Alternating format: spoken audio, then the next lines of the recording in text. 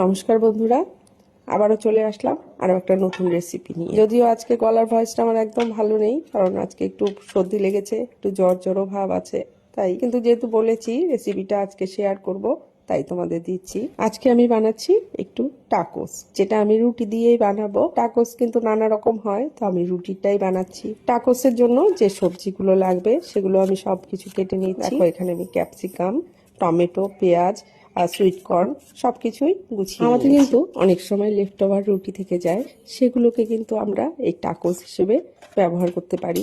আর এইভাবে বানিয়ে দেখবে, খেয়ে দেখবে, খুবই টেস্টি হয়। তো আমি প্রথমেই দেখো প্যানে সাদা তেল দিয়ে দিলাম, তারপর সমস্ত ভেজিসগুলো আমি এখানে ফ্রাই করে নেব। তার মধ্যে প্রথমে দিয়েছি কাঁচা লঙ্কা, রসুন আর পেঁয়াজ কুচি দিয়ে একটু ভালোভাবে ফ্রাই করে এটার মধ্যে একটু দিয়ে দিচ্ছি নুন। পেঁয়াজটা একটু ভাজা হয়ে গেলে তারপর দিয়ে দেবো এতে টমেটো, ক্যাপসিকাম আর সুইট কর্নটা দিয়ে ভালোভাবে একটু ভেজে নেব। আর স্পাইসেস বলতে আমি দিয়েছি শুধু একটু চাট মশলা আর দিয়েছি একটু লঙ্কার গুঁড়ো, আর কিছুই দিইনি। ঝালটা যে যেমন খাও সেই বুঝে দেবে। আর একটু সামান্য চিনি দিয়েছি, আর কিছুই আমি সেরকম কিছু দিইনি।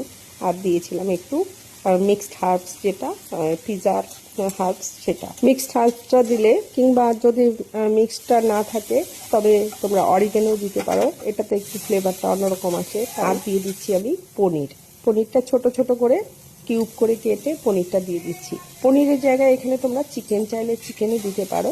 আর একটু সস দিয়ে দিলাম, এখানে চিলি সসও দিতে পারো, কিন্তু আমি শুধুমাত্র টমেটো সসই দিয়েছি। একটু ভালোভাবে ফ্রাই করে নিলেই আমার রেডি টাকোসের পুরটা। বাসি রুটি বা লেফট ওভার রুটি কিন্তু খেতে আমাদের একদম ভালো লাগে না। ওটা খেলে কিন্তু অনেক সময় আমাদের প্রচন্ড মাত্রায় অ্যাসিডিটিও হয়, তার জন্য কিন্তু আমরা লেফট ওভার রুটিটা অনেক সময় অ্যাভয়েড করি। কিন্তু দেখো, লেফট ওভার রুটি যেগুলো থাকে সেগুলো ফেলে দেওয়া তো যায় না, তাই এভাবে যদি টাকোস বানিয়ে খাওয়া যায় কিন্তু রুটিটা আমাদের ভালোই খাওয়া হয়ে যায়, আর কোনো রকম প্রবলেমও হয় না।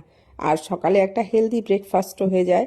আমি যদিও এটা রাতের ডিনারে বানিয়েছিলাম। তো দেখো, রুটিটাতে প্রথমে আমি দিয়ে দিয়েছি যেটা সেজওয়ান চাটনি, তোমরা চাইলে শুধু সসও দিতে পারো। এরপর যে পনিরের স্টাফিংটা বানিয়েছিলাম সেটা ভেতরে দিয়ে একটু মোজরেলা চিজ দিয়ে, তারপর দেখো বাটারে এটা আরেকবার ওলট পালট করে ভেজে নিলেই কিন্তু আমাদের টাকোস রেডি। তো আজকের রেসিপিটা তোমাদের কেমন লাগলো অবশ্যই কমেন্টস করে জানিও। আর দেখো, অতি সহজেই কিন্তু আমরা এরকম একটা হেলদি ব্রেকফাস্ট বা ডিনার বানিয়ে ফেলতে পারি। আর বাচ্চারাও কিন্তু এটা ভীষণ এনজয় করে এটা খেতে। আমার মেয়েরা তো খুব পছন্দ করে। আজ এ পর্যন্তই, কেমন লাগলো জানিও।